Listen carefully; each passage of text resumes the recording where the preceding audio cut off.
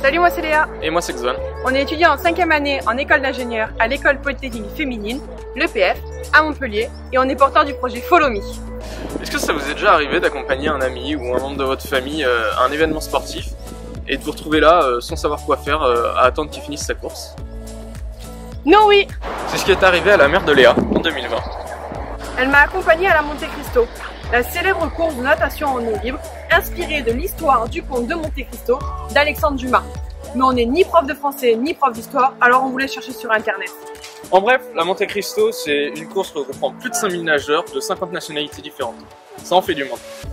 Et oui, et pourtant, au bout d'une heure de course pour faire 2,5 km à la nage, en sortant de l'eau, la première chose que ma mère m'a dit, c'est: je me suis ennuyée, je savais pas où tu étais. Je t'ai cherché. À un moment, j'ai bien cru te voir, mais c'était un gros barbu. Je me suis dit, ma fille, elle a bien changé. Donc bref, c'était pas toi. Et non, franchement, je me suis ennuyée et j'ai même failli te louper à l'arrivée. Et ça, c'est dommage. Enfin bref, c'est donc avec des amis, autour d'un petit verre pour fêter la course, qu'est né Follow Me.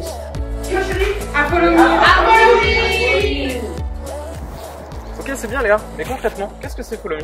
Eh bien, Follow Me, c'est une application de tracking pensée pour les spectateurs. Le but, c'est de savoir précisément et en temps réel où sont le ou les sportifs qu'on est venu observer. Notre application permet de voir précisément la position de notre athlète et des autres, et ce tout au long de l'étape. On a même accès directement au classement général de l'épreuve. On rend même les fun zones plus attractives en diffusant le déroulé de la course sur grand écran. Avec Follow Me, c'est fini d'attendre pendant 30 minutes à un point de rendez-vous sans savoir si notre coureur est passé ou non. Follow Me, ce n'est pas seulement du tracking, on veut vous permettre d'être rassuré. Nous, on connaît Stéphane, il fait de l'ultra trail et il avait donné rendez-vous à sa copine à 2 h du matin en haut d'un col. Fanny, sa copine, a attendu 4 heures en haut de ce col. En fait, Stéphane a eu un problème juste après la porte de passage et Fanny avait aucun moyen de savoir où il était. Alors on veut vous permettre à vous, spectateurs, d'être rassurés, quelle que soit la durée de l'épreuve. On veut vous permettre à vous, spectateurs, d'avoir envie de venir et revenir aux événements sportifs.